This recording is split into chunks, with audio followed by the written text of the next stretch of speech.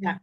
Bueno, vamos a estar hablando que es una entrevista. Regularmente en el consultorio siempre me preguntan. Ir a psicología es nada más ir a platicar de qué se trata, es nada más ir y platicarle mis intimidades a otra persona, bueno, un montón de cosas que a veces las personas sí es necesario explicarles un poquito antes de que lleguen a una entrevista contigo para que no vayan con esa tensión o ese nerviosismo que luego no les permita tener una apertura, sobre todo cuando la entrevista es laboral. ¿Por qué? Porque la persona como que se tensa un poquito más porque piensa que puede salir afectada en cuestión de lo que diga. Voy a poner acá mejor el en vivo porque no quería. Entonces, la persona piensa que esto le va a afectar. Entonces, yo siempre les comento, bueno, aquí en una entrevista nosotros lo que hacemos es recopilar información. Esto no es un juicio, nadie va a salir condenado a tal cosa, no. Simplemente recopilamos información. Cuando es para terapia, la información es relevante porque de lo que pongan sobre la mesa se trata lo que vamos a trabajar. Uno de los códigos de ética, vamos a decirlo así, de la psicología es el hecho de trabajar con lo que el paciente trae a la mesa, así le llamo yo. ¿Qué cosa es esto? Bueno, el hecho de que la persona tiene que hacerse consciente, tiene que darse cuenta de que necesita un cambio, de que necesita hacer correcciones, adecuaciones, sanar o simplemente de que hay una problemática. O sea, la persona tiene que hacerse consciente. Si no se hace consciente, si la persona está como lo hace luego allá en el mundo, que solo se está justificando, que dice, bueno, pues yo vine a la consulta porque mi esposa me está dice que yo necesito ir al psicólogo, yo sé que no lo necesito porque esto es para locos, pero pues bueno, aquí estoy. Esa evasión, ese no hacerse responsable, ese no reconocer lo que está sucediendo, va a ser un muro, así como el que había en Berlín, y no va a permitir que la persona cambie o mejore. El ir a psicología nos permite a nosotros, primero que todo, aprender. No es nada más terapia clínica. Cuando hablamos de psicología organizacional, pues también es una recopilación de datos y esta recopilación de datos se hace dependiendo las corrientes psicológicas. Por ejemplo, en mi caso, yo soy de educación en competencias y el estilo de entrevista es un poquito distinto de acuerdo a las corrientes porque cada una de las corrientes psicológicas pues es una especialidad. Es como si yo les dijera, un ejemplo, pues el cardiólogo es un doctor. Sí, sí es un doctor, pero el cardiólogo te va a hacer preguntas sobre diversas cosas, sobre diversas áreas. Y, por ejemplo, el nefrólogo, pues te va a preguntar otras cosas. Sí, los dos son doctores, pero las especialidades son distintas. Entonces, cuando hablamos de psicología organizacional, que es la que debemos de tener en todas nuestras empresas, en nuestra vida, y bueno, y en todo, la psicología organizacional te permite recopilar datos para, punto número uno, detectar. ¿Qué vas a detectar? Problemáticas, potencialidades, campos de oportunidad a desarrollar, lo que sea necesario. Sí, esa es la detección. Esta puede ser en positivo o en negativo, pero detectamos. Segundo, determinar o delimitar el tema o problema, depende de lo que sea. Si el tema es capacitación, ahí empezamos a delimitar las cosas. Otro punto importante, el desarrollo de la recopilación de información te permite seleccionar y jerarquizar la información que estás recibiendo. En ocasiones, la persona a la que estás entrevistando pues esta persona a lo mejor no es la idónea para el puesto que estás entrevistando, pero tú detectas que esta persona tiene potencialidades para otro tipo de puesto e incluso eso lo puedes poner en tu entrevista. O si esta persona pues cumple muchos de los requisitos, pero necesita una perfilación profesional, también es importante hacerlo. Entonces, cuando nosotros estamos hablando de entrevista, estamos hablando de algo general que nos permite, como su nombre dice, entrevistar. Y ese entrevistar es recopilar información, hacer preguntas, centrarnos en diversas partes de los temas que queremos hacer y hay tres tipos de entrevista. Entre ellas, la que está estructurada, que esa ya la tenemos con preguntas y toda su estructura hecha, así lo dice su nombre, ¿sí? Todas las preguntas y va dirigida al tema que nosotros queremos saber. Hay otra que es abierta o no estructurada, que es flexible, y esta flexible permite que la persona hable y hable y hable y hable. Esto nos da entrada a su información y sobre todo lo utilizamos en la clínica.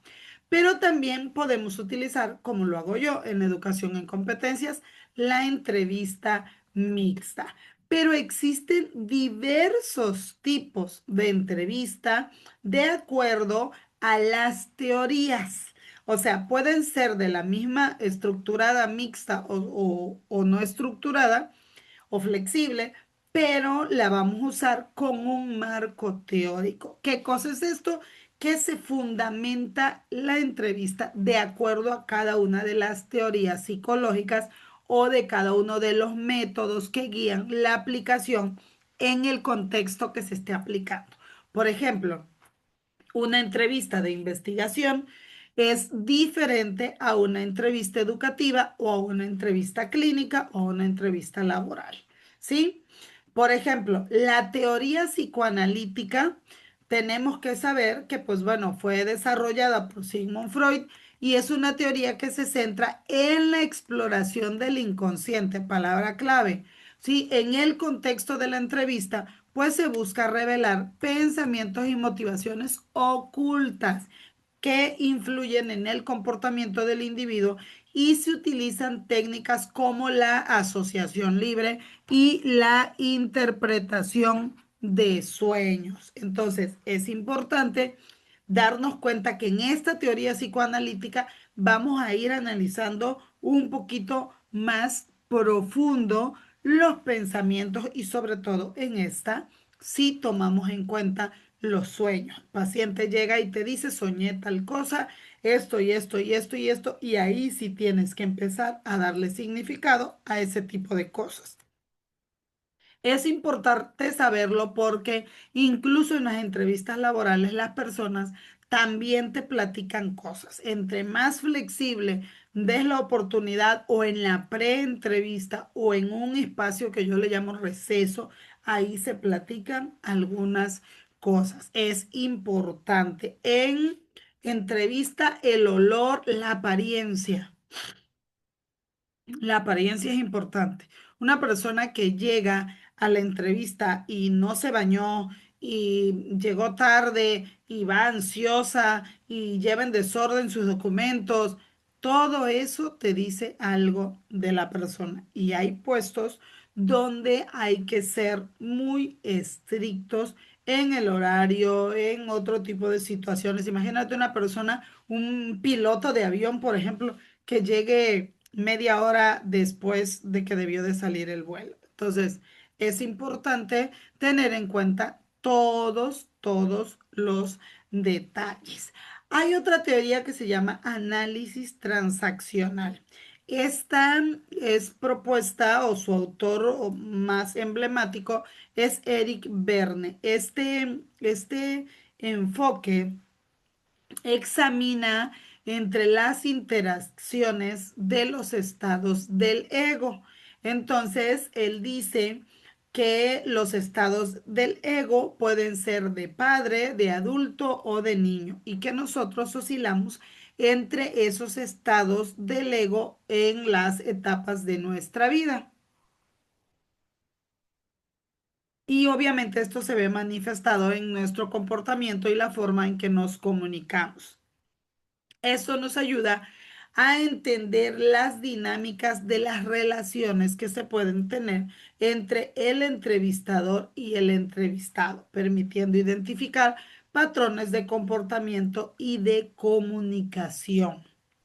Por su parte, la teoría conductista, pues es asociada mucho a Skinner y enfatiza el comportamiento observable y el aprendizaje a través de la experiencia en la entrevista y pues se puede aplicar para identificar y modificar comportamientos o conductas no deseadas o problemáticas mediante la técnica de el refuerzo y la observación.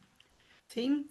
Las teorías humanistas y las teorías motivacionales se centran en la experiencia subjetiva del individuo, su potencial para el incremento personal, para la motivación, para su propio crecimiento y en la entrevista se busca crear un ambiente de aceptación, de empatía, facilitando la autoexploración y el desarrollo personal, también el autoconocimiento. Esto es por mencionar algunas teorías a grandes rasgos. Entre los diferentes tipos de entrevista de las corrientes más importantes encontramos la entrevista de admisión.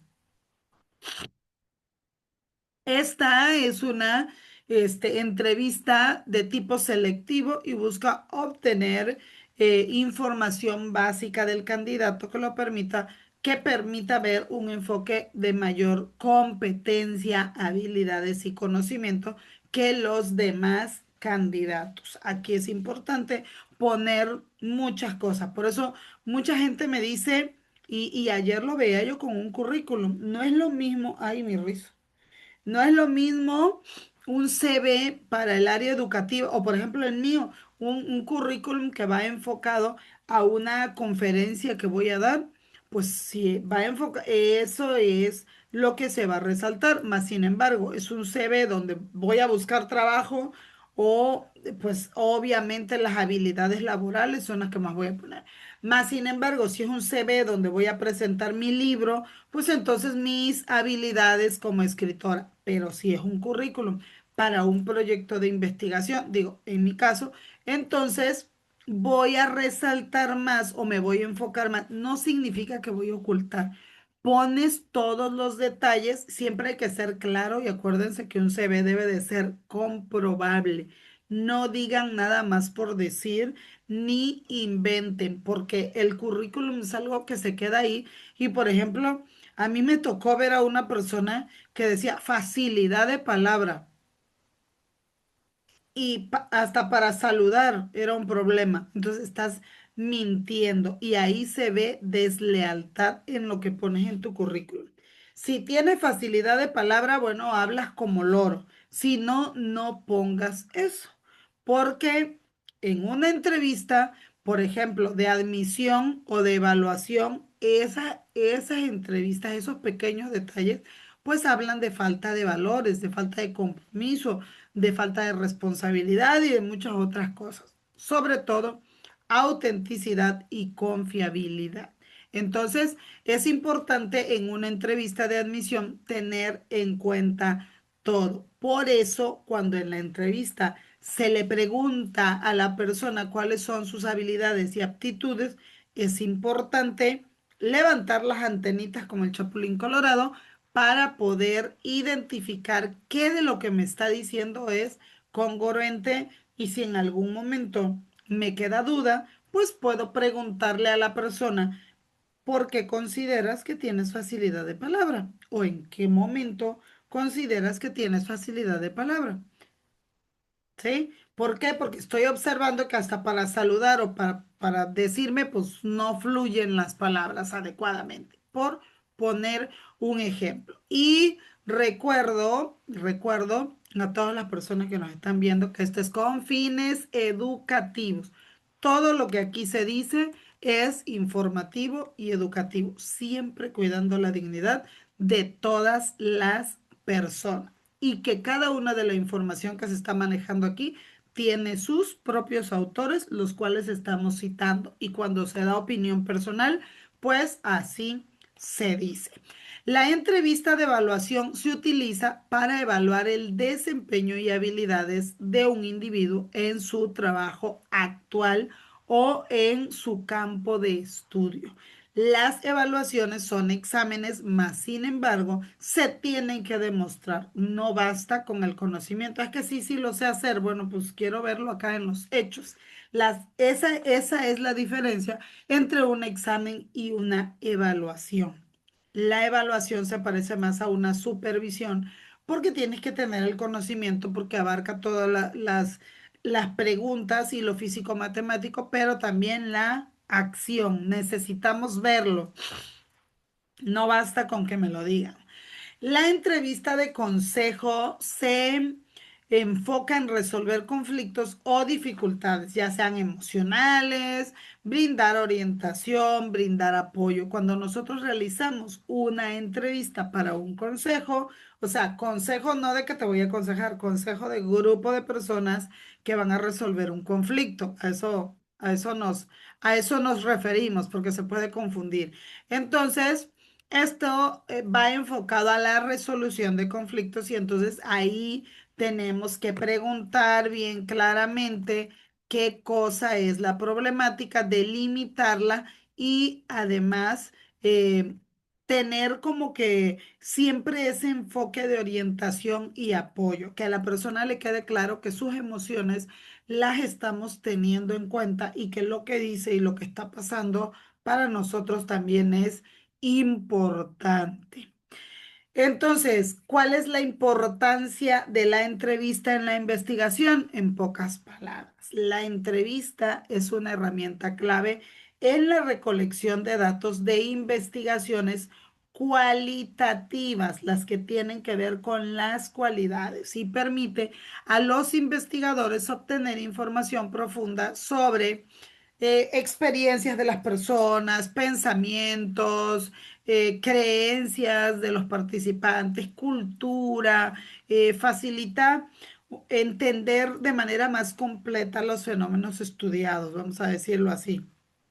Y el marco teórico de la entrevista pues, es esencial para su correcta aplicación en diversos contextos. La entrevista puede ser en amplios ámbitos de la vida, pero nos permite a su vez comprender las teorías que la sustentan, a los profesionales que la utilizan de manera efectiva y adaptar el enfoque de la entrevista según las necesidades del tema o del entrevistado o del objetivo de la entrevista. Esto no solo mejora la calidad de la información obtenida, sino que también pues enriquece la relación interpersonal durante el proceso. Esto es importante.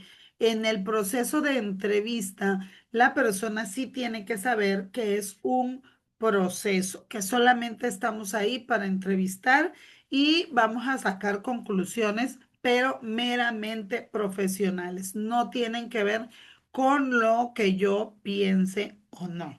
En el mundo de la entrevista psicológica, digo, este mundo es tan diverso, tan complejo y pues su efectividad depende en gran medida del marco teórico, como en todas las cosas, y sobre todo si es de investigación o en el ámbito laboral. Creo que la entrevista la debemos de tomar más en serio, no es nada más una plática, no es nada más estarnos tomando el cafecito, tiene que ser efectiva y tiene que tener un marco teórico que lo respalda. Lo que le preguntamos a las personas también debe de tener sustento teórico. Por ejemplo, una cosa polémica que en ocasiones ha creado situaciones y que con todo respeto lo manejamos aquí. En la entrevista preguntamos género de nacimiento y género que tienes hoy. Esto no es con ningún otro afán más que el funcionamiento, la anatomía y fisiología del cuerpo humano, que sí es importante. Esto no es con juicio, jamás. Nosotros respetamos a todas las personas y sus propias decisiones. Pero en psicología sabemos que todas las cosas deben de ir por su nombre. Entonces, si yo nací con un género y luego decidí cambiarlo, muy respetable, pero hay situaciones psicológicas en las que sí influye la anatomía. Nunca es para denigrar ni mucho menos, más sin embargo, hay situaciones en las que sí es importante. Como todo esto es meramente profesional, o sea, no siempre en el consentimiento informado a las personas, pues le decimos eso, que todo esto pues es meramente profesional, porque hay personas que pueden sentirse aludidas en algún momento. En psicología, todos los temas los manejamos con naturalidad. O sea, es una de las cosas que me encanta, porque cualquier cosa, por muy polémica que sea, en psicología la puedes tratar con el debido respeto y pues el juicio está fuera, decimos, ¿no? En la psicología, no, las cosas como son, hablamos las cosas tal cual son y no tenemos ningún empacho en decir las cosas por su nombre. Más sin embargo, siempre con el debido respeto. Por eso es que la psicología regularmente las entrevistas y todo lo demás, pues se ejecutan a puerta cerrada. No por el profesional, porque el profesional debe de estar preparado, sino porque las personas a las que estamos entrevistando no sabemos, decimos profesionalmente, el estado psicoemocional en el que viene. ¿Sí? Entonces, es muy importante.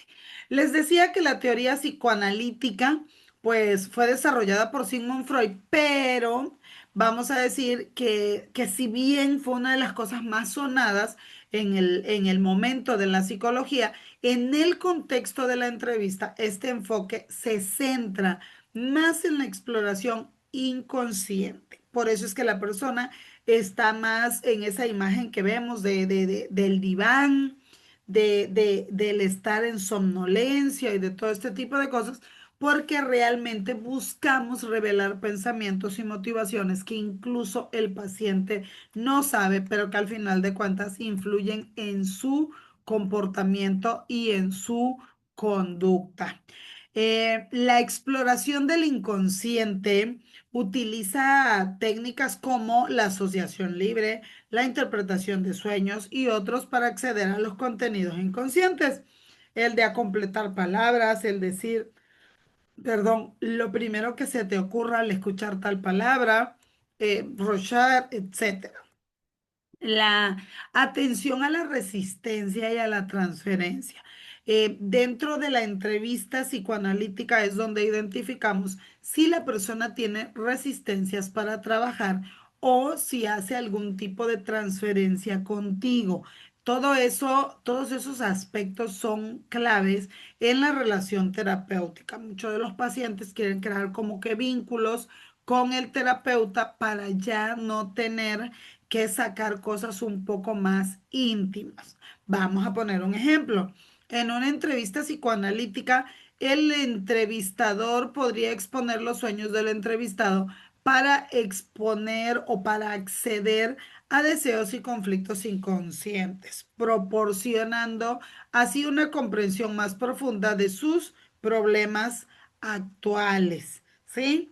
Pero en ocasiones, pues esta crea un poquito de resistencia porque la persona tiene que aceptar muchas cosas de las que no es consciente.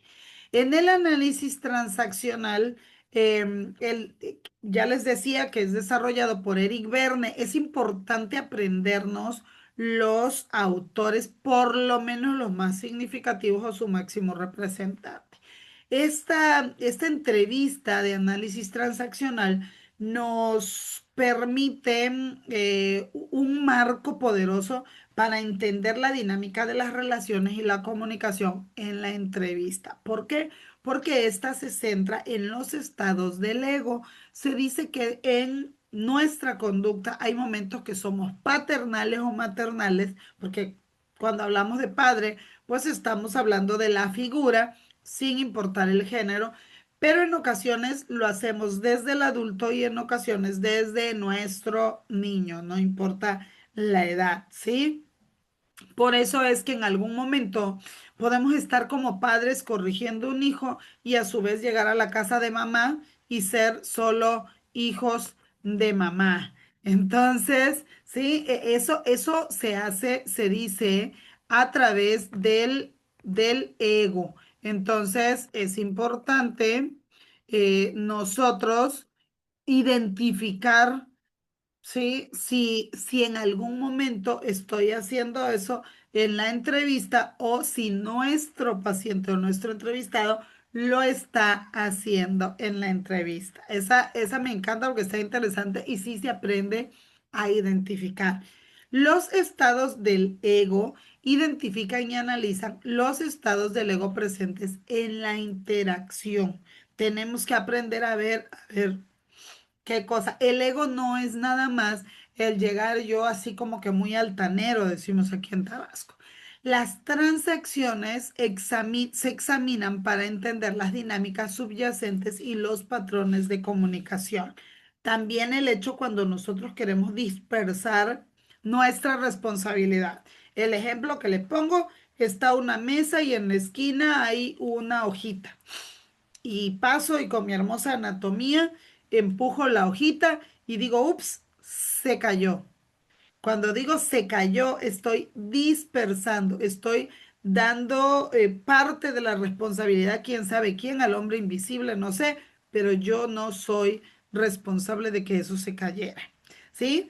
En un caso práctico, un entrevistador puede observar si el entrevistador responde desde un estado del ego del niño o sea, como mostrando dependencia, emociones crudas, sin filtro, haciendo algún berrinche en algún momento, quejándose, o desde un estado adulto, siendo más racional u objetivo. La teoría conductista fue su máximo exponente, Skinner. Este enfatiza el comportamiento observable, el aprendizaje a través de la experiencia, el aprendizaje vicario. En la entrevista, este enfoque puede ser útil para identificar y modificar comportamientos problemáticos. Vamos a ver las estrategias de entrevista conductistas. La modificación de conducta se centra en cambiar comportamientos específicos mediante técnicas como el refuerzo y el condicionamiento. El condicionamiento pudiera ser un ejemplo cuando le decimos a las personas que en esa empresa nos distinguimos por tener los valores en alto y que a la persona que se descubra sin aplicar los valores, por ejemplo, la puntualidad, entonces puede tener dos retardos y después de un retardo tiene un castigo severo. Vamos a poner, ese es el condicionamiento. Tú vas a hacer esto porque si no lo haces, pues entonces va a ser distinto, ¿verdad? Ok, muy bien.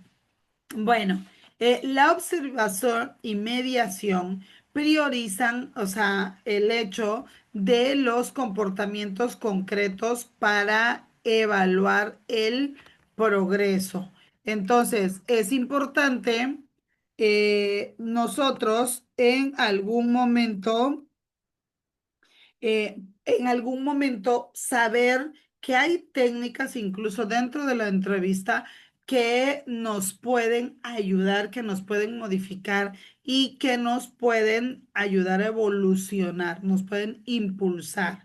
Entonces, es importante nosotros en determinado momento siempre tener esto identificado, porque como entrevistadores siempre podemos aportarle a los entrevistados muchas cosas. La observación y mediación priorizan eso, observar y medir los comportamientos de las personas, los comportamientos concretos. Siempre los psicólogos tenemos que ser neutral. En una entrevista conductista, el entrevistador puede trabajar con el entrevistado para identificar comportamientos específicos que desea cambiar, utilizando técnicas de refuerzo positivos para fomentar el comportamiento o los comportamientos adaptativos. En la teoría de la no directividad en la entrevista. Esto es importante porque esta es propuesta por Carl Rogers y se basa en la creencia de que el individuo tiene la capacidad inherente para el crecimiento personal. En la entrevista, este enfoque promueve un ambiente de aceptación incondicional y empatía donde el entrevistado es el principal agente de cambio. Los principios fundamentales de esta teoría. La escucha activa y la empatía fomenta un ambiente de aceptación y comprensión donde el entrevistado se siente escuchado, se siente valioso, importante, donde se siente comprendido. Otro principio fundamental es la autodirección. Permite que el entrevistado guíe la conversación, promoviendo pues el autodescubrimiento, el autoconocimiento, autorreflexión, toda la gestión emocional propia de la que se hace responsable.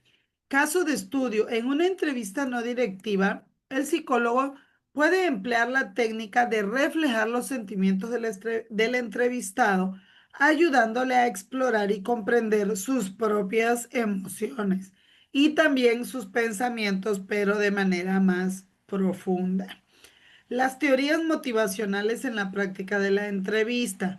Podemos citar aquí, por ejemplo, las de Maslow, Abraham Maslow y las de Herzberg. Estas ofrecen una visión de las necesidades y deseos que impulsan el comportamiento de todos los seres humanos.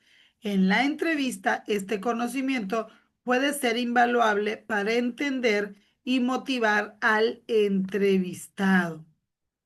O sea, el aportarle de manera positiva a nuestro entrevistado. Hay aplicaciones clave dentro de estas teorías y esta es la jerarquización de las necesidades. Para esto se utiliza el modelo de Abraham Maslow, que es como una pirámide escalonada y que nos permite identificar en qué nivel de necesidades se encuentra el entrevistado y cómo esto afecta su comportamiento y también cada una de las respuestas que nos da. Los factores motivacionales y de higiene. Escuchen bien porque esto es importantísimo. La teoría de Herzberg nos ayuda a distinguir entre lo que realmente motiva a una persona y lo que ésta evita para su insatisfacción. Las conductas y los comportamientos de la persona cuando hay exceso de trabajo, cuando no hay nada, cuando dice tengo flojera, cuando dice me aburre, todo esto es importante. ¿Qué le satisface y qué no? Entonces, en algún momento, nosotros es importante tenerlo bien identificado dentro de la entrevista, porque eso nos va a decir en qué momento la persona se motiva más con qué cosa y que simplemente no es por ahí. Entonces, vamos a poner un ejemplo. Em, un entrevistador que puede explorar cómo las necesidades insatisfechas de seguridad o pertenencia de un entrevistado están influenciando su comportamiento actual y sus respuestas emocionales. La importancia de la empatía y la autenticidad o sea, independientemente del marco teórico, la empatía y la autenticidad del entrevistador son cruciales, son parte de su ética. Estas cualidades ayudan a crear un ambiente seguro donde el entrevistado puede abrirse y explorar aspectos difíciles de su vida. Em, ¿Cuáles son los beneficios que nos proporciona ser empáticos?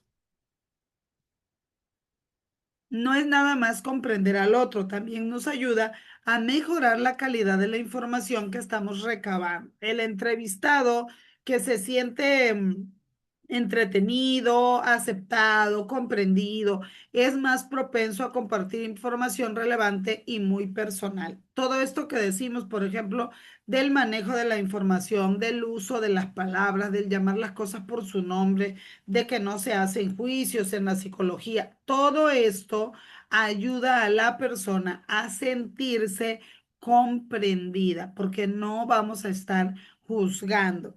También la empatía fomenta la relación terapéutica. Una relación empática y auténtica es la base para una relación terapéutica efectiva.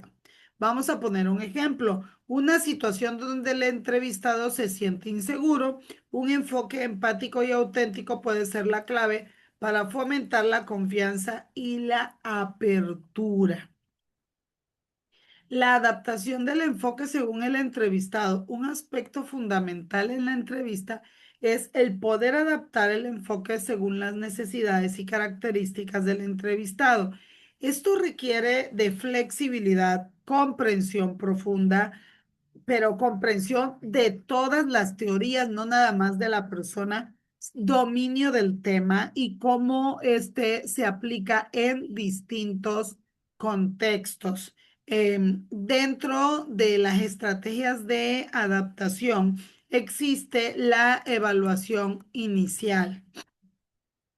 Esta permite a todas las personas determinar el enfoque más adecuado basándose en la evaluación inicial del entrevistado. La flexibilidad significa estar dispuesto a modificar el enfoque según la evolución de la entrevista y las respuestas del entrevistado. Em, en síntesis, las teorías para una entrevista integral permite a las personas poder unir o sintetizar múltiples teorías. Esto implica la capacidad de que se integren diferentes enfoques o los elementos de los diferentes enfoques teóricos según las necesidades específicas del entrevistado y el contexto de la entrevista. Esta síntesis de teorías para una entrevista integral es lo que más usamos en la educación en competencias, en estrategias para la integración de las teorías. Bueno, primero que todo, saber y conocer cada una de las teorías, dominar el tema. El conocimiento es poder y la ignorancia se paga cara. La combinación de enfoques nos permite utilizar pues el análisis transaccional, por ejemplo, para entender la dinámica de la relación, mientras que se aplican técnicas conductistas para abordar comportamientos específicos, por poner algún ejemplo. La flexibilidad teórica permite mantener una mente abierta para combinar, para hacer una combinación de enfoques cuando la situación lo requiera, basándose en la retroalimentación de las respuestas del entrevistado. Por ejemplo, un entrevistador puede empezar una sesión utilizando el enfoque de la no directividad para establecer un ambiente de confianza y luego incorporar elementos de la teoría psicoanalítica para explorar temas inconscientes que surgen. Aplicaciones avanzadas en contextos específicos. Las aplicaciones avanzadas de la entrevista implican adaptar y aplicar enfoques teóricos en contextos específicos como, por ejemplo, la salud mental, la orientación educativa y el asesoramiento en situaciones de crisis. Permítame un momentito.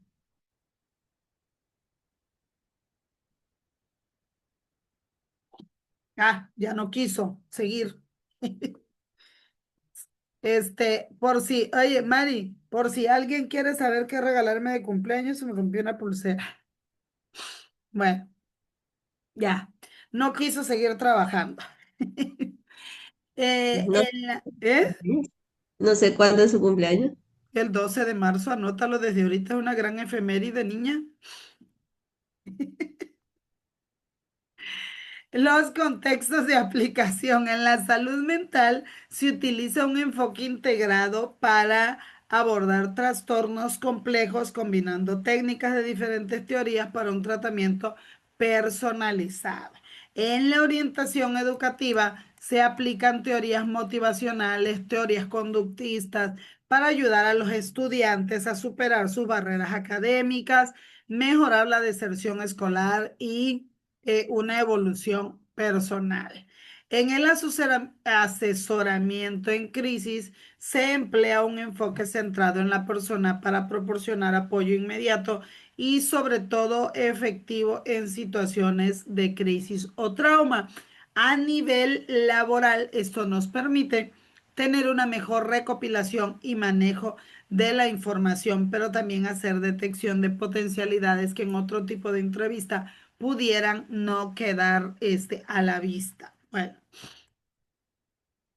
en un contexto de salud mental, vamos a poner un ejemplo, un psicólogo podría utilizar la teoría conductista para manejar síntomas de ansiedad, mientras a su vez incorpora elementos del análisis transaccional para mejorar la comunicación y las relaciones con el paciente y del paciente con las demás personas. Como perspectiva futura, al concluir, vamos a decir, este análisis que estamos haciendo, de los marcos teóricos de la entrevista, podemos ver o evidenciar la riqueza, pero a su vez la complejidad de esta herramienta práctica de la psicología. No es nada más sentarnos a platicar. En una entrevista son muchísimos los aspectos. Pareciera que el psicólogo o la psicóloga nada más están sentados como cuando lo hacen frente a sus redes sociales, mas sin embargo no es así. No es nada más me preguntó algunas cosas, me entrevistó. Cuando decimos me entrevistó, es me olió, me analizó, me escaneó, me observó, me escuchó. O sea, ¿sí? La habilidad para integrar y aplicar todos estos enfoques que hemos visto ahorita hace que de manera efectiva se mejore la calidad de las entrevistas. Esto es práctica y práctica y práctica. Si no, si no lo hacemos, pues no nos enriquecemos. Más sin embargo, la práctica hace al maestro y nos enriquece enormemente porque el trabajo del psicólogo y el trabajo de la persona que va a la entrevista también depende de cómo pueda fluir y el manejo de la información. Por eso es que todos los psicólogos debemos de estar ampliamente preparados, pero no nada más eso, debemos de estar en preparación constante. De ello depende el bienestar de nuestros pacientes y de nuestros entrevistados. En una entrevista psicológica, lejos de hacer un juicio, lejos de etiquetar a las personas, lo que más buscamos es que esta técnica no sea estática porque es una disciplina en constante evolución. Las futuras investigaciones y desarrollos en psicología seguirán enriqueciendo y ampliando las técnicas y teorías aplicables.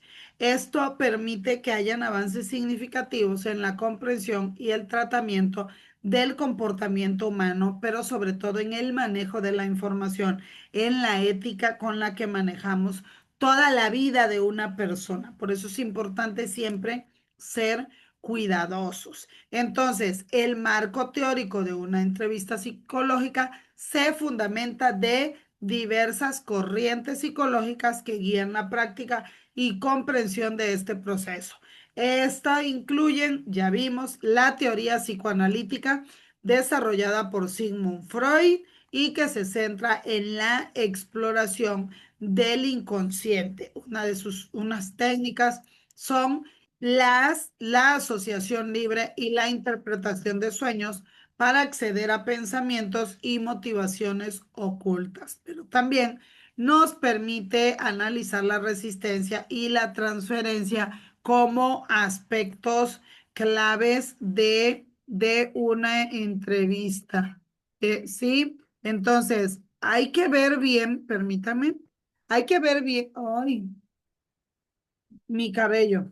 Este, Hay que ver todo el tipo de entrevista que nosotros debemos hacer, ¿sí? Entonces, en algún momento nosotros tenemos que decidir cuál de todas es el que vamos a hacer. Bueno. El análisis transaccional es propuesto por Eric Verne y su enfoque pues examina interacciones entre los estados del ego. Ya vimos el padre, el adulto y el niño. Esta analiza los estados que fluyen en la dinámica de la relación de la persona, ¿sí? Entonces, en la teoría conductista, esta teoría asocia las figuras de Skinner y se enfoca en el comportamiento observable y también el aprendizaje a través de la experiencia. Entonces, en algún momento, en algún momento nosotros, de acuerdo a lo que queremos saber, vamos a elegir un tipo de entrevista. Vamos a poner el ejemplo también de las aplicaciones de la entrevista psicológica que se utiliza en diversos contextos para evaluación clínica, selección de personal, asesoramiento, área laboral, en todo. Y vamos a ver, por ejemplo, que la entrevista de admisión, pues es la que se utiliza para obtener información básica sobre un candidato a un puesto, por ejemplo, o algo. La entrevista de evaluación se enfoca pues en evaluar el desempeño, las habilidades, lo que hace un individuo ya en su área o trabajo actual. La entrevista de consejo busca resolver conflictos o dificultades emocionales, brindando orientación y apoyo al individuo. Digamos que em,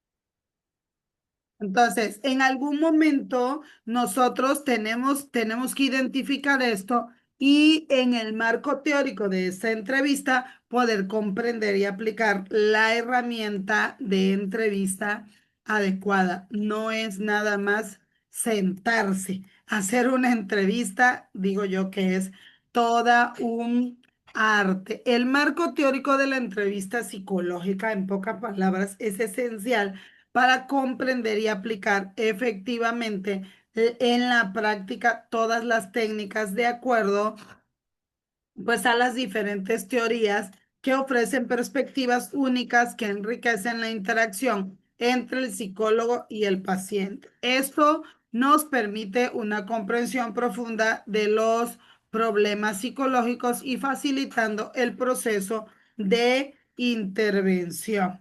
Por su parte, la teoría psicoanalítica desarrollada por Sigmund Freud se centra en la exploración del inconsciente y vamos a hablar de los conceptos claves de esta exploración em, eh, para irles dando tips, ¿sí?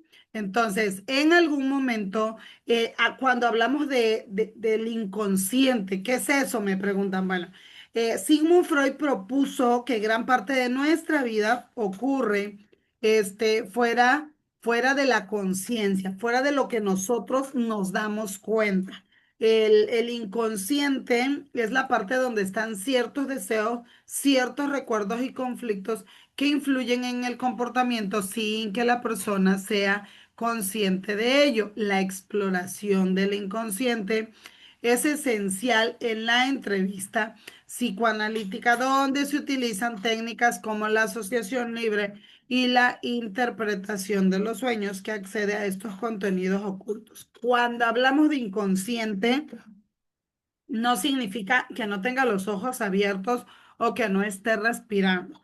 Hablamos de que la persona no se hace consciente de lo que está sucediendo. En algún momento nosotros hemos visto personas que decimos, oye, pero ¿cómo es posible que no te dieras cuenta si esto lo tenías en la punta de la nariz o algo así? Bueno, esto sucede cuando nosotros en algún momento estamos ahí y hay cosas que no vemos.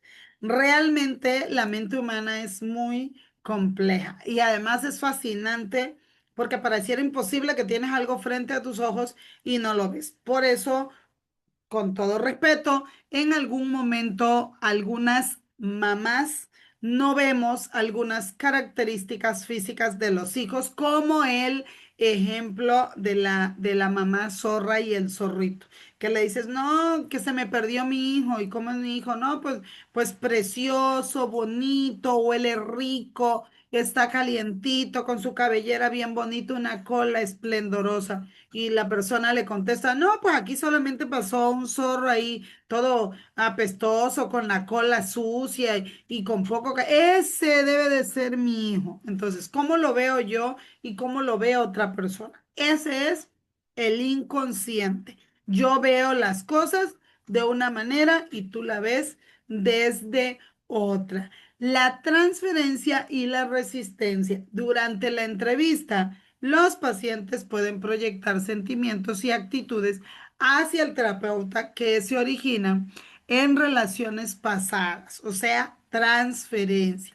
La resistencia se refiere a la oposición del paciente a explorar ciertos temas o recuerdos, identificando y trabajando con estos fenómenos, pues podemos identificar de manera crucial cuál es el proceso terapéutico, ya que pueden ofrecer información valiosa sobre los conflictos internos o externos de un paciente. ¿Sí? Entonces, en algún momento nosotros vamos a darnos cuenta de cosas que nos quieren transferir o cosas a las que el paciente se resiste o la persona temas que evade y se resiste a comentar. La estructura de la personalidad es importante. Freud decía que la personalidad está compuesta de tres partes: el ello, el yo y el superyo. El ello es todos estos instintos primitivos, cosas que no podemos controlar, esa latencia, decían otros autores, son todos eso que de manera instintiva hacemos y los límites que en algún momento podemos sobrepasar. El yo es la parte racional que media entre ello y la realidad, ¿sí? Entre los instintos primitivos y lo que es la realidad, como que es la parte racional, es el uso de nuestro consciente, vamos a decirlo así. Y el super yo, pues es la moral, las normas sociales, las leyes, los códigos de conducta y bueno, esta estructura ayuda a entender las motivaciones detrás del comportamiento del paciente y cómo éstas pueden manifestarse durante una entrevista. Bueno, ¿cuáles son las aplicaciones prácticas en una entrevista?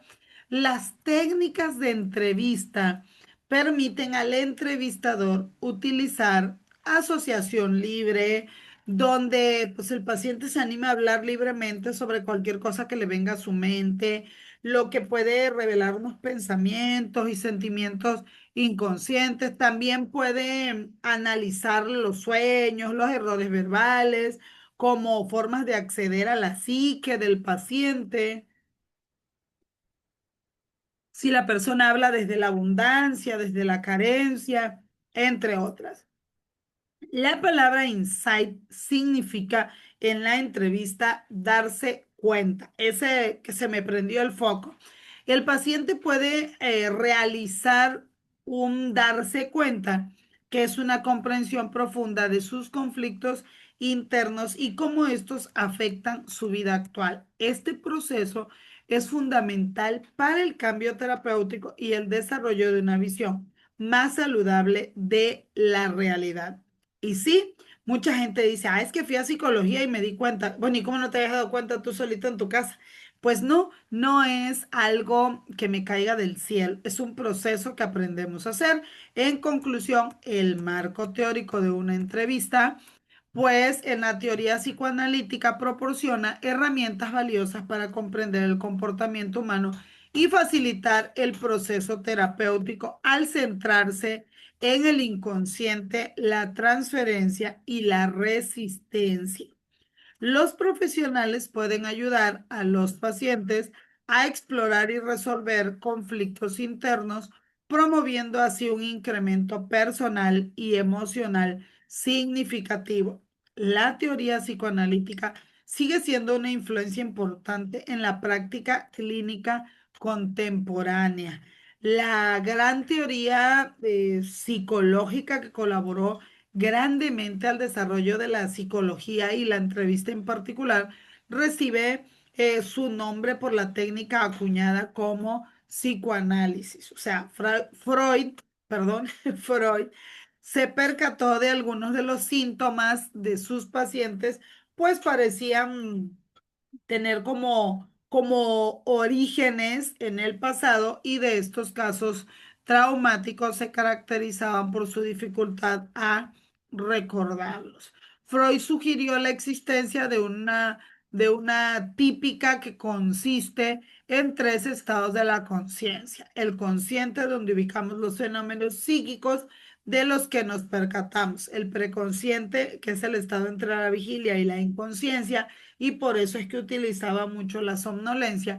Y el inconsciente, que es el depósito de los impulsos primitivos de aquellas cosas de las que no estamos conscientes. Ay. El estudio del inconsciente es la clave para el psicoanálisis, ya que contiene pulsiones instintivas, anhelos infantiles, deseos, demandas y necesidades que están ocultos a la conciencia debido a los inconscientes de las resistencias, de las transferencias, de los mecanismos de defensa y otros elementos imprescindibles para el desarrollo de las habilidades del entrevistador. La perspectiva del desarrollo de personalidad, la importancia de la visión consciente de cómo las dificultades experimentadas en cada etapa del desarrollo nos permiten entender las características de la personalidad de cada persona.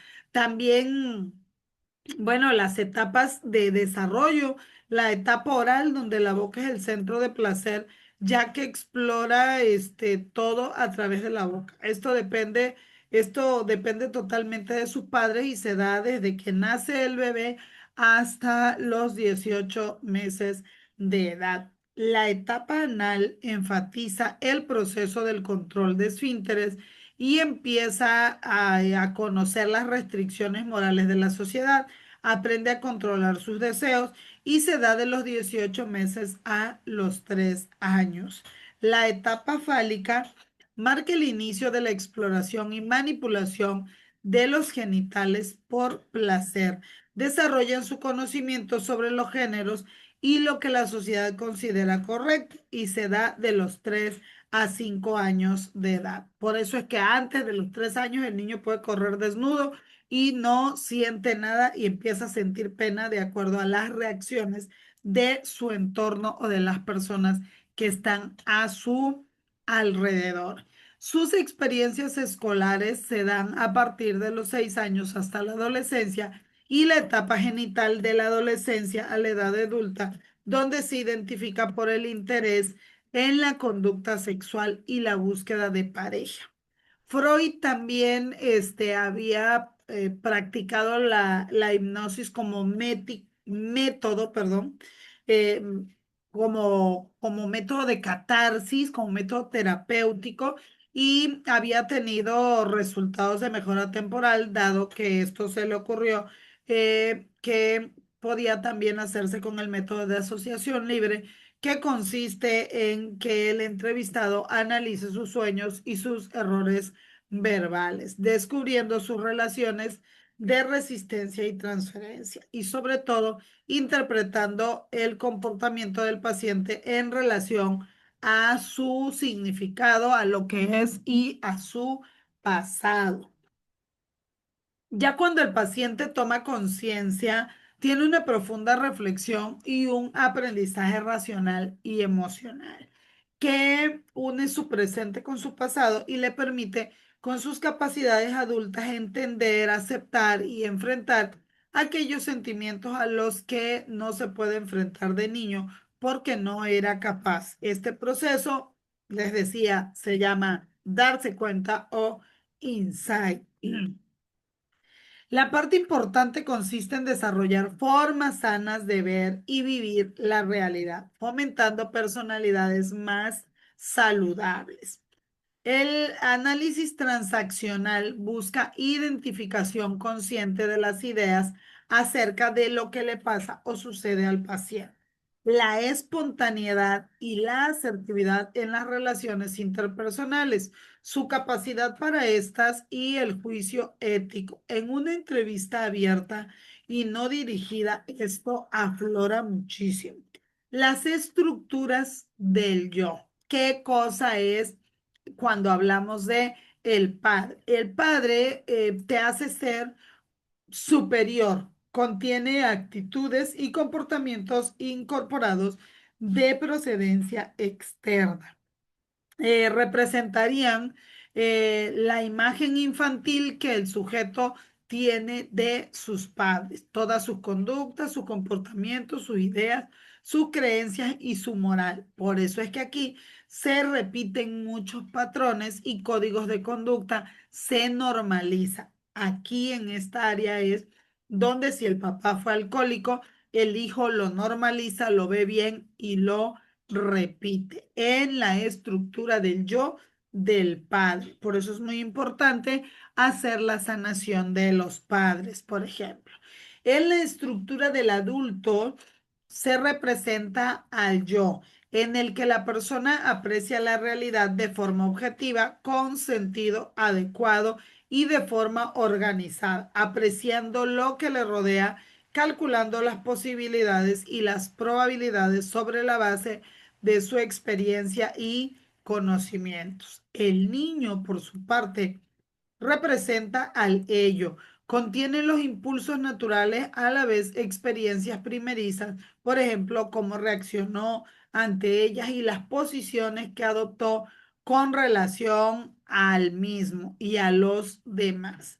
O sea, es la parte donde la persona siente, piensa, actúa, habla y responde al igual que cuando era pequeño. Esta teoría se relaciona con el acuerdo entre terapeuta y paciente, con transacciones establecidas siguiendo patrones de la teoría humanista, y esto implica un trabajo muy activo por parte del entrevistador. O sea que el entrevistador debe estar trucho.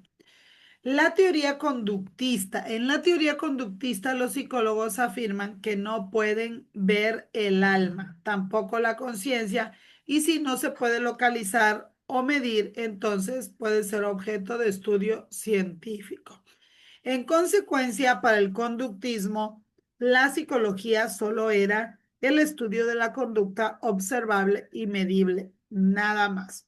Augusto Comte, por ejemplo, predicaba la necesidad de enfocar las disciplinas sociales hacia la ciencia objetiva, esta basada en la medición y la experimentación de los fenómenos. Iván Pavlov, por su parte, descubrió que las respuestas fisiológicas pueden asimilarse, ya que un organismo aprende a responder ante un estímulo neutro que evoca esa respuesta. Dentro del conductismo, otro exponente muy importante que se llama Thorndike, o se apellida Thorndike, enunció las tres leyes del aprendizaje: la de la preparación, la del ejercicio y la de efecto gratificante. John Watson publicó que la psicología se concebía como una rama de las ciencias naturales que debía emplear el método experimental y debía saber cómo predecir y controlar la conducta, que debían estudiar las respuestas de los animales, incluyendo al ser humano. Con base en las afirmaciones de Feldman, las características fundamentales de esta orientación son la regulación de la conducta, que depende de tres sistemas: los estímulos externos que afectan la conducta, las consecuencias de la conducta y los procesos cognitivos mediacionales. Por eso es que si una persona recibe un estímulo externo, un estímulo externo, mi acordeón no lo escribí bien. Estímulo externo, este afecta la conducta y hace o comete algo inadecuado o inaceptable. Si no sufre las consecuencias de la conducta, entonces no va a lograr procesos cognitivos que le permitan aprender. Va a tropezar de nuevo con la misma piedra. Por eso es que cuando los hijos cometen un error, es importante que asuman las consecuencias de este. ¿Para qué? Para que les llegue el proceso cognitivo mediacional. De lo contrario, existe el riesgo de que se siga cometiendo o ejecutando la misma conducta. También Feldman decía que la influencia del medio sobre el sujeto está afectada por los procesos cognitivos que determinan la percepción o la interpretación de aquello o de las variables que afectan al sujeto. La autoeficacia se refiere a los juicios personales acerca de la capacidad propia para la conducta deseada. La autorregulación y autocontrol se enfocan en la observación del sujeto para determinar de qué manera responde mejor y con qué responde de otras maneras. Esta información será primordial para cualquier intervención. Esta entrevista conductista identifica y define un problema, indaga antecedentes y consecuencias para establecer un plan de acción y verificar los resultados o, en todo caso, posibles acciones pertinentes. El análisis transaccional nos permite tener un marco teórico, pues ya vimos desarrollado por Eric Verne, que es una teoría humanista que se aplica en la psicoterapia, en el crecimiento personal y la educación de las organizaciones. Se centra en los tres estados del ego: el padre, el adulto y el niño. El análisis transaccional es una teoría humanista de la personalidad. Todo esto tenemos que irnoslo aprendiendo y fue fundada más o menos en los años 50 y 60 del siglo pasado por el médico Eric Berne, que era qué pensador, innovador, creativo, y él unió ideas de las corrientes psicoanalíticas, cognitivo-conductual, fenomenología, entre otras, pero este cuerpo teórico y práctico pues sigue siendo vigente en la actualidad y aún se aplica en múltiples contextos. Se llama análisis transaccional. Y bueno, cuando hablamos de este análisis transaccional, pues tenemos que hablar de Eric Berne. Les decía que siempre es importante hablar de sus autores porque al final de cuentas, nosotros en algún momento tenemos que darle crédito a las personas. Hay mucho esfuerzo detrás de todo lo que hacen, de todo el conocimiento que a nosotros nos llega, y es importante darle crédito a las personas, porque a mí que soy investigadora, hasta las chinches me han picado ya. Entonces, es importante conocer que detrás de cada teoría hay muchos exponentes y además darles otro punto importante que no mencioné. Verne era polaco. También hay que darle la nacionalidad a nuestros investigadores, porque en muchas ocasiones a mí me han puesto que alemana, que francesa, que no sé qué, y se les olvida que soy de México. Yo, de México, a pesar de que llevo mi traje regional. Todo esto es importante porque es parte de lo gratificante para nosotros de lo que logramos. Hablamos de la gratificación, ¿sí? Entendiendo el concepto de análisis transaccional, podemos entender que Verne puso un desarrollo de su propio modelo de psiquiatría social, ¿sí?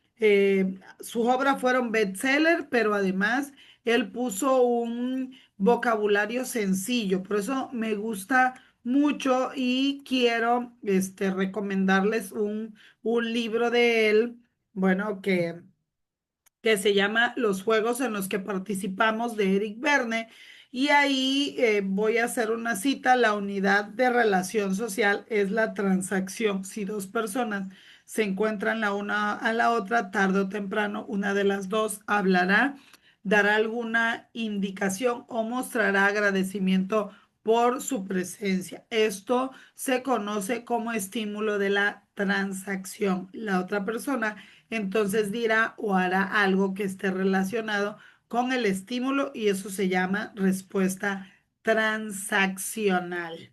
Sí, por eso es que cuando yo le sonrío a una persona, aunque la otra persona esté seria, responde de alguna manera. Por explicarlo así. El modelo de Eric Berne, pues decidió fundar la Asociación Internacional de Análisis Transaccional. Esto con la misión de profundizar en ciertos conceptos del análisis transaccional y aportar diferentes desarrollos dentro de esta teoría. Esta institución sigue hoy por hoy para asegurar la calidad terapéutica y formativa en los distintos centros en los que se practica el análisis transaccional a nivel mundial.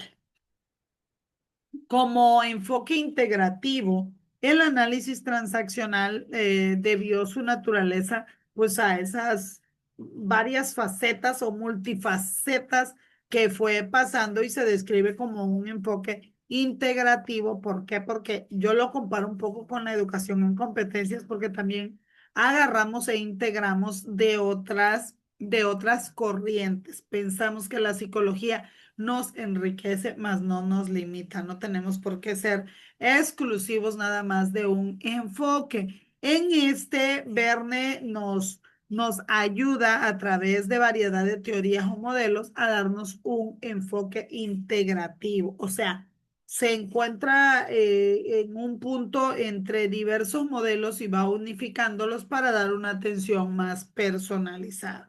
Dentro del análisis transaccional existen diversas escuelas, tuvo varias etapas, como la clásica o catequesis, que a medida de que se practicaba, pues integraba todos los conceptos del análisis.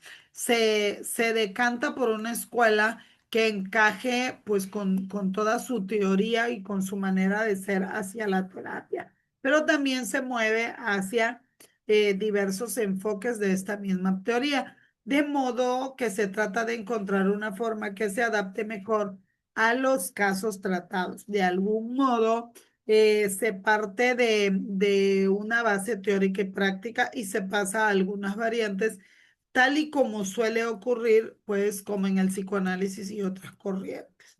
Partiendo del psicoanálisis, podemos decir que Verne, pues no fue de que nació improvisando, también estuvo muy influenciado por el psicoanálisis, aunque además pensó que pues esta corriente ya estaba como que muy anterior y entonces que esta dejaba la gestal, dejaba de lado el estar consciente en el aquí y el ahora, olvidando aspectos beneficiosos para la terapia como la concentración consciente, que también incluye el inconsciente. Para lograrlo, combinó ideas y técnicas del psicoanálisis clásico con ideas del humanismo y el conductismo. La nueva teoría no se centraba tanto en la introspección hacia el pasado, sino en el presente y el contexto interpersonal y la autorrealización. El crecimiento personal cobraba vida con su nueva forma de hacer terapia. Bueno, espero que por ahí les quede claro el análisis transaccional. La teoría conductista, pues en el marco teórico de la entrevista, bajo esta teoría se basa en la idea de que el comportamiento humano puede ser entendido y modificado a través de la observación y la medición de las conductas. Este enfoque se utiliza a través de técnicas como el refuerzo positivo y el condicionamiento operante para influir el comportamiento del individuo. Aquí estamos hablando de uno de sus mayores exponentes que se llama, se apellida Skinner.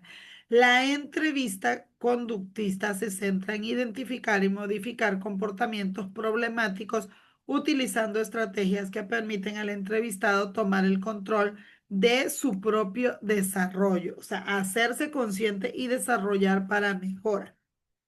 La teoría conductista también es llamada teoría del aprendizaje porque tiene su origen en la filosofía positiva desarrollada por el sociólogo francés Augusto Comte. Ya hablamos de él hace un ratito, quien predicaba la necesidad de enfocar las disciplinas sociales hacia la rigurosidad de la ciencia objetiva. Todo esto basado en la medición y experimentación de los fenómenos. Cualquier objeto de estudio no fuera susceptible de ser medido y contado debía excluirse del campo de estudio de la ciencia. Una primera aproximación de las teorías del aprendizaje proviene del trabajo del filósofo ruso Iván Pavlov. En su estudio de los reflejos condicionados, su famoso experimento con el perro, ese que salivaba, que ya es legendario y por ahí todavía hay videos de esto. En este mismo grupo de trabajo pueden inscribirse los trabajos de Thorndike y sus tres leyes de aprendizaje. eh, y con todo, también fue el que le dio el nombre a este paradigma teórico, el norteamericano Watson. Sí, el conductismo que Pavlov descubrió en sus experimentos y las respuestas fisiológicas pueden asimilarse, ya que un organismo aprende a responder ante un estímulo neutro que no evoca esa respuesta. Nos aclimatamos, vamos a decirlo así, a asociar una cosa con la otra. Además del condicionamiento clásico, Pavlov legó a la psicología sus descubrimientos acerca de la extinción de conductas, de la generalización y también la discriminación de las mismas. Por su parte, Thorndike enunció las tres leyes del aprendizaje. La preparación, que es la más fácil, o sea, porque es más fácil que un aprendizaje como organismo esté listo para él. La ley del ejercicio, es más fácil aprender algo entre más se ejecuta, o sea, la práctica hace al maestro. La ley del efecto, es más fácil repetir una conducta cuando tiene efectos gratificantes para el individuo. Con ello se sientan las bases para el concepto de reforzamiento de Skinner. Por su parte, en 1913, John Watson publicó un artículo que recomiendo llamado La psicología como la ve un conductista, donde describía su visión de cómo debía ser la psicología. Bueno, obviamente estamos hablando de 1913. Se concebía como una de las ramas de las ciencias naturales que debía emplear el método experimental y debía saber cómo predecir y controlar una conducta. Por tanto, el conductista debe de estudiar las respuestas de todos los animales, incluyendo al mismo ser humano, sin distinciones.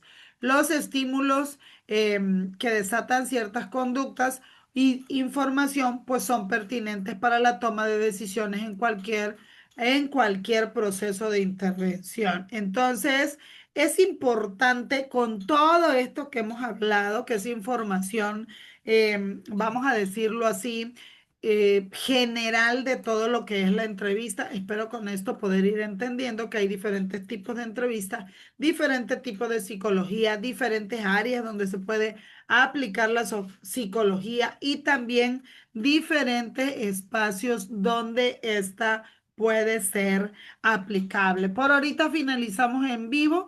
Nos vemos a las 12:30 del día con el tema de liderazgo. María, ¿dudas, María? No, maestra, ninguna. Si no tienes duda, te vas a receso y nos vemos el próximo domingo. Una pregunta, maestra. ¿No puedo entrar de una vez a la clase de liderazgo? Sí, te puedes quedar aquí esperando porque es a las 12:30. Pero ahorita usted va a dar clase de liderazgo, ¿no? Sí, pero es a las 12:30, María. No puedo entrar antes. ¿Qué tan antes? ¿Qué Oye, tal? ahorita clase de qué va a dar. Bueno, van a ser las 11. Tienes tu media hora de receso. Y ahorita pregunto a la maestra Queta si podemos iniciar antes y te escribo, ¿sale? Ah, ok, Ok. Me voy a salir porque voy a convertir este video y vuelvo a entrar. Te escribo. ok, gracias.